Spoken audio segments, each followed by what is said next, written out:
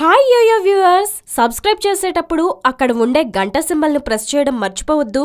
విభజన సమయంలో పార్లమెంట్ సాక్షిగా ఇచ్చిన హామీలను కేంద్ర ప్రభుత్వం నెరవేర్చాలని జనసేన అధినేత సినీ నటుడు పవన్ కళ్యాణ్ డిమాండ్ చేశారు. మోడీ ప్రభుత్వం ఏపీకి ప్రత్యేక ప్యాకేజీ ప్రకటించిందని, దాన్ని టీడీపీ అంగీకరించిందని, ఇప్పుడు ఆ హామీ వాస్తవ రూపం దాల్చకపోవడం వెనుక అంతర్యం ఏమిటో ప్రజలు తెలుసుకోవాలనుకుంటున్నారని పవన్ ట్వీట్ చేశారు. విభజన సమస్యలు, హామీలపై జాయింట్ ఫ్యాక్ట్ ఫైండింగ్ కమిటీ పరిశోధన చేస్తుందని, అది వచ్చే నివేదిక ఆధారంగా జాయింట్ పొలిటికల్ యాక్షన్ కమిటీ తదుపరి చర్యలు చేపడుతుందని ఆయన తెలిపారు.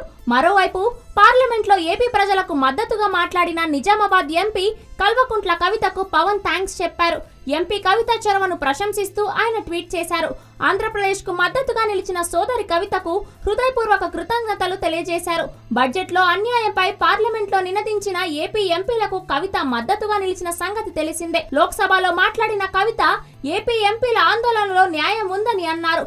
పార్లమెంట్ సాక్షిగా ఇచ్చిన హామీలను నెరవేర్చాలని కేంద్రాన్ని డిమాండ్ చేశారు.